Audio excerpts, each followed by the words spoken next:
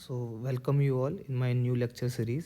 हम इस lecture series में एससी वर्मा के ऑब्जेक्टिव क्वेश्चंस को सॉल्व करेंगे और ये ऑब्जेक्टिव क्वेश्चंस काफ़ी इंपॉर्टेंट है as for your competitive examinations and also ये ऑब्जेक्टिव क्वेश्चन से काफ़ी कॉन्सेप्ट्स भी क्लियर होते हैं।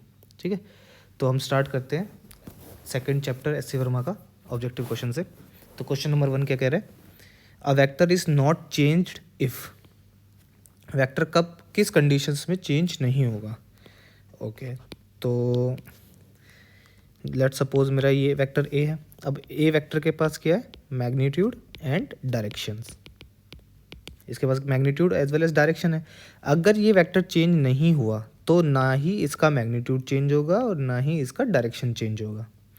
इसमें से कोई भी चीज़ चेंज नहीं होनी चाहिए। तो देखते हैं ऐसा कौन फॉलो कर रहा है। It is rotated bye N arbitrary angle. A option कह रहा है कि अगर इसको हम आर्बिटरी एंगल से रोटेट कर दें, तो अगर किसी भी वेक्टर को मैं आर्बिटरी एंगल से रोटेट कर दूंगा, ठीक है, तो इस वेक्टर का क्या चेंज हो गया? डायरेक्शन। मैग्नीट्यूड चेंज नहीं हुआ, क्या चेंज हो गया? डायरेक्शन। सेकंड बी ऑप्शन क्या कह रहा है? It is multiplied by N arbitrary scalar.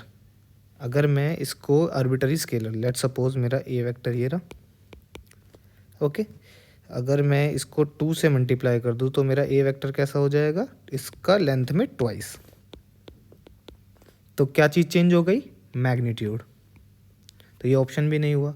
It is cross multiplied by unit vector. यहाँ पे क्या कह रहा है? Cross multiplied by a unit vector. तो अभी देखो, तो एक मिनट, मैं एक प्लेन बना लेता हूँ। लेट सपोज करो इसमें मेरा एक वेक्टर है पी वेक्टर और एक वेक्टर है मेरा एन कैप। और अगर मैं पी क्रॉस एन कैप करूँ, इससे क्रॉस प्रोडक्ट, वेक्टर के क्रॉस प्रोडक्ट से क्या रिजल्ट आता है? एक वेक्टर ही आता है। लेट सपोज कोई क्यू वेक्टर आया, तो अगर ये यूनिट है तो क्यू वेक्टर का जो मैग्नीट्यूड होगा वो पी वेक्टर के बराबर ही होगा, क्योंकि यूनिट से क्रॉस हो रहा है। But according to right hand thumb rule, जब हम पी क्रॉस एन करेंगे तो हमारा क्यू वेक्टर कैसा आएगा? ओके, हम अपने हैंड्स को, राइट हैंड को पी वेक्टर की तरफ रखेंगे, जिससे हमारा जो नेल्स, हमारे जो नेल्स पार्ट हैं वो इधर की तरफ आए, और फिर हम अपने फिंगर्स को कर्ल करेंगे एन की तरफ। तो हमारा थंब क्या बताएगा? Q vector. तो क्यू वेक्टर कहाँ की तरफ आया? यहाँ की तरफ। पी और क्यू का मैग्नीट्यूड सेम है, बट इसमें चेंज क्या हो गई? डायरेक्शन। थर्ड ऑप्शन है it is slide parallel to itself. Yes, ये ऑप्शन हमारा करेक्ट होगा। क्यों? क्योंकि वेक्टर को हम पैरेलल शिफ्ट कर सकते हैं। पैरेलल शिफ्टिंग से ना ही उसका मैग्नीट्यूड चेंज होता है और ना ही उसका डायरेक्शन। तो हम सेकंड क्वेश्चन करते हैं। Okay, which of the following set given below may represent the magnitude of 3 vector adding to 0। मतलब क्या बात कर रहा है कि कोई भी 3 वेक्टर का रिजल्टेंट 0 आएगा, इनमें से ऐसा कौन से कॉम्बिनेशंस पॉसिबल हैं? तो मैंने अपनी वेक्टर की लेक्चर सीरीज़ में बताया था कि अगर 3 वेक्टर्स को या फिर मैनी वेक्टर्स हैं, उनका रिजल्टेंट 0 होने के 2 केसेस होते हैं। पहला केस क्लोज लूप, अगर वेक्टर हेड टेल ज्वाइन करके क्लोज लूप बनाएंगे तो उस केस में रिजल्टेंट 0 आता है। चलो मैं बताता हूँ यहाँ पे कैसे। लेट सपोज ये मेरा वेक्टर ए है, ओके, ये मेरा वेक्टर बी और ये मेरा वेक्टर सी। तो अगर मैं ए वेक्टर और बी वेक्टर, खाली मैं इंडिविजुअली ए वेक्टर और बी वेक्टर को निकालूं, सारे हेड टेल जॉइन है, तो इस पर ट्राइंगल्स लॉ लग सकता है। ट्राइंगल्स लॉ से रिजल्ट क्या आएगा मेरा? लेट सपोज ये मेरा रिजल्टेंट वेक्टर आया A vector plus B vector, but ये resultant vector minus of C vector है, तो इनका रिजल्टेंट टोटल रिजल्टेंट क्या हुआ? 0। एक केस तो ये हो गया, ठीक है। सेकंड केस क्या हुआ हमारे पास? A vector plus B vector plus C vector अगर 0 है तो उसमें क्या होगा? सी वेक्टर को negative of A vector plus B vector होना पड़ेगा। ओके, तो अब देखते हैं इनमें से कौन सा केसेस, कौन से कॉम्बिनेशन फॉलो करते हैं, तो वो आंसर हो जाएगा हमारा। तो पहला देखते हैं ए केस। ए क्या है? 2 4 6। अब पहले तो हम ये पता करते हैं कि तीनों वेक्टर को हम पकड़ के ट्राइंगल बना सकते हैं। तो ट्राइंगल की एक प्रॉपर्टी क्या होती है, sum of two sides of triangle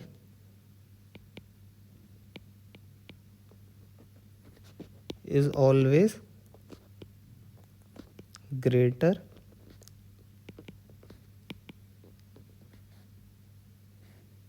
than its third side. Triangle के दो साइड की लेंथ का सम हमेशा थर्ड साइड से बड़ा ही होगा। तो इस केस में सबसे बड़ा क्या है, 6, सॉरी यहाँ पे हमारा क्या है, 8। तो इस केस में सबसे बड़ा क्या है, 8। तो 2 और 4 का सम क्या है, 6। ये तो 8 से ही छोटा है, तो इस केस में ट्राइंगल तो नहीं बन सकता। बट और हम 2 और 4 को ऐसे भी अरेंज नहीं कर सकते कि वो 8 में आ जाए। जैसे लेट्स सपोज 2 और 4 इधर ही आ जाए, 4 और 2 और 8 को इधर कर देते हैं, तब भी ये 0 आंसर नहीं दे रहा। तो इस केस में ये भी पॉसिबल नहीं है।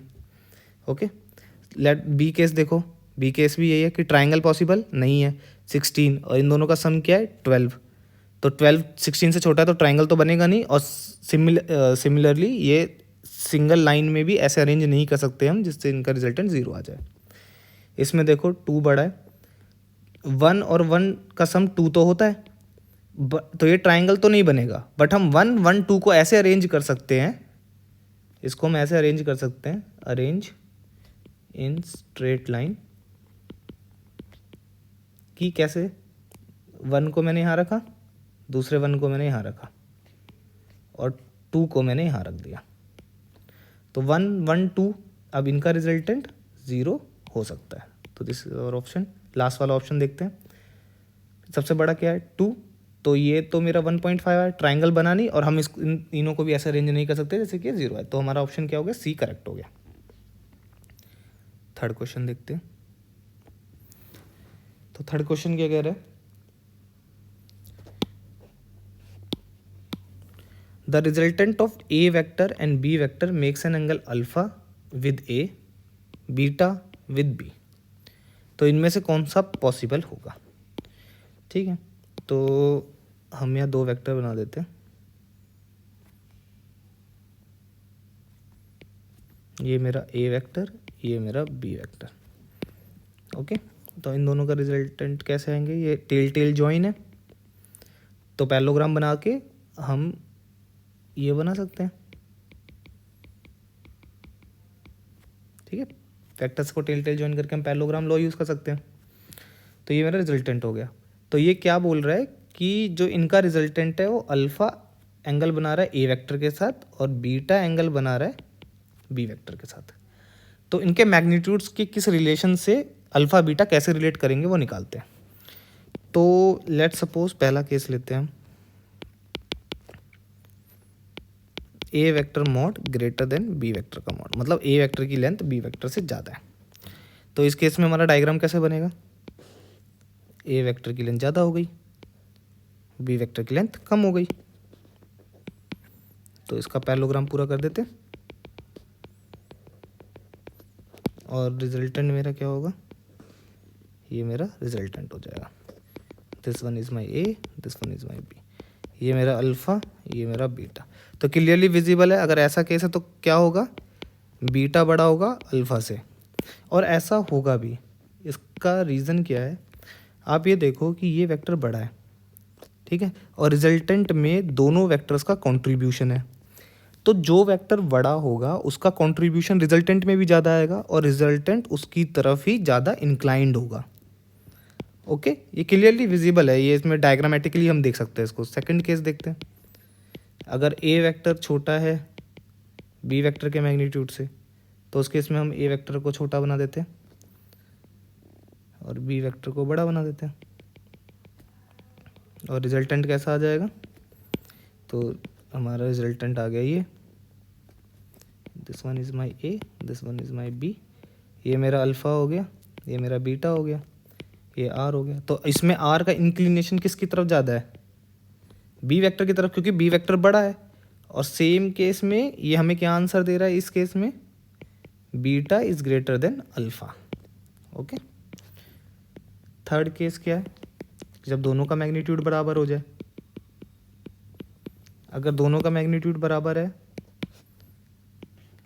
लेट्स सपोज करो ये ऐसे, ये ऐसे, तो टेल टेल जॉइन है, पैरेललोग्राम पूरा बना लो, इसके डायगोनल को उसके डायगोनल से मिला दो, डायगोनल अपोजिट पॉइंट को, तो ये मेरा रिजल्टेंट आ गया। इस केस में अल्फ़ा और बीटा क्या हो जाएंगे, बराबर। ओके, तो अब देखते हैं मेरा कौन सा ऑप्शन करेक्ट है। Alpha is less than beta, ये ऑलवेज करेक्ट नहीं होगा, मतलब हमेशा हर केस में नहीं है ना, हमने नीचे देखा है मैग्नीट्यूड पे डिपेंड करता है। अगर बी का मैग्नीट्यूड बड़ा है तो उस केस में हमारा आंसर क्या आ रहा था, beta less than alpha. Okay, which one is this, no no no, ये यस। ओके, तो ये ऑप्शन भी इनकरेक्ट हो गया। अगर ए का मैग्नीट्यूड ज़्यादा है, तो ए का मैग्नीट्यूड ज़्यादा है तो ये केस पॉसिबल है, यस, तो ये सी आंसर हो गया, और ये भी ट्रू नहीं होगा, डी ऑप्शन भी। तो हमारा ऑप्शन कौन सा करेक्ट हो गया, सी। इसका फोर्थ क्वेश्चन देखते हैं। The component of a vector is, ये एक अच्छा क्वेश्चन है, इसको देखते हैं। ये बात कर रहा है component of a vector is always less than its magnitude, always greater than its magnitude, always equal to its magnitude, और नन ऑफ दिस। ठीक है, तो मैं यहाँ पे एक डायग्राम बनाता हूँ। लेट्स सपोज करो एक वेक्टर ये रहा A1, A2,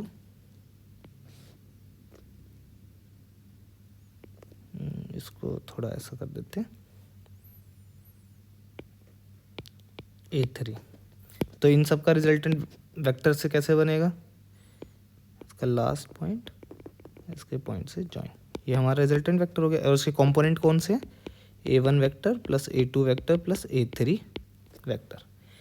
अब क्वेश्चन में क्या कह रहा है, the component of a vector is always less than its magnitude. जो वेक्टर का कंपोनेंट है वो हमेशा उसके मेन वेक्टर के कंपोनेंट से छोटा होगा। नहीं, क्यों, A1 को देखो यहाँ पर, A1 यहाँ पे R से बड़ा है ना, A1 हमारा यहाँ R से बड़ा है, उस केस में तो ये चीज़ ट्रू नहीं हुई। ओके, A1 यहाँ पे R से बड़ा हो गया, तो इस केस में हमारा पहला ऑप्शन जो कह रहा है ऑलवेज लेस देन, तो ये ट्रू नहीं है। सेकंड ऑप्शन क्या कह रहा है, always greater than its magnitude, ऐसा भी नहीं है कि उसका कंपोनेंट हमेशा ही उससे बड़ा रहे, है ना। लेट्स, क्योंकि यहाँ पे देखो जो A2 का मैग्नीट्यूड है जो कि R का कंपोनेंट है वो R के मैग्नीट्यूड से छोटा है, तो कंपोनेंट हमेशा ही बड़े हो ऐसा भी ज़रूरी नहीं है, जब बड़े भी नहीं छोटे भी नहीं तो इक्वल हो ऐसा भी हमेशा ज़रूरी नहीं है। तो कौन सा ऑप्शन करेक्ट होगा, नन ऑफ दिस। तो नेक्स्ट क्वेश्चन, क्वेश्चन नंबर 5, ये कह रहा है a vector A points vertically upward and vector B points towards north, the product A cross B is along. ठीक है, तो सबसे पहले ये बस खाली डायरेक्शन के ऊपर क्वेश्चन है, तो पहले मैं क्या करता हूँ, एक प्लेन बना लेता हूँ। तो ये हमारा क्या हो गया, एक प्लेन। ओके, तो इस प्लेन में लेट सपोज मेरा नॉर्थ डायरेक्शन यहाँ है और मेरी ईस्ट डायरेक्शन यहाँ है, रेस्पेक्टिव साउथ एंड वेस्ट इनके अपोजिट हो जाएगा। तो ये क्या कह रहा है कि जो वेक्टर A है that points vertically upward. Okay, तो this is my A vector and the B vector points towards the north. Okay, this is my B vector. अब क्वेश्चन क्या पूछ रहा है हमसे, A क्रॉस B। तो अगर हमें A क्रॉस B निकालना है तो हमें क्या करना पड़ेगा, राइट हैंड थंब रूल लगाएंगे हम। ओके, तो ये कैसे काम करता है, हमें अपनी फिंगर्स A की डायरेक्शन में रखनी है और कर्ल करना है B की तरफ, और क्या करना है, कर्ल करना है B की तरफ। फिंगर्स को A की डायरेक्शन में रखो एंड देन कर्ल, और आपका थंब क्या बताएगा, direction of A cross B, तो विच इज अलोंग वेस्ट। तो हमारा आंसर क्या हो गया, अलोंग वेस्ट। तो क्वेश्चन नंबर 6 देखते हैं। क्वेश्चन नंबर 6 क्या बोल रहे हैं, the radius of circle is stated as 2.12 centimetre, its area should be written as. तो ये क्वेश्चन हमारा सिग्निफिकेंट डिजिट के ऊपर है, क्योंकि देखो रेडियस ऑफ सर्कल क्या है, पाई आर स्क्वायर। तो इसमें तो सारे ऑप्शन दे रखे हैं 14, 14.11, 14.1, 14.1124। तो आप पहले इसमें देखो कि इसकी सिग्निफिकेंट डिजिट क्या है, इसकी सिग्निफिकेंट डिजिट कितनी है, जो कि कितनी है 1, 2 एंड 3। तो आंसर भी उसी सिग्निफिकेंट डिजिट का आएगा। तो ऑप्शन ए में कितनी सिग्निफिकेंट डिजिट है 2, ऑप्शन बी में 3। तो हमारा ऑप्शन क्या कौन सा करेक्ट हुआ, बी। और सी में देखते हैं 4 और इसमें है 6, तो हमारा बी ऑप्शन इज करेक्ट।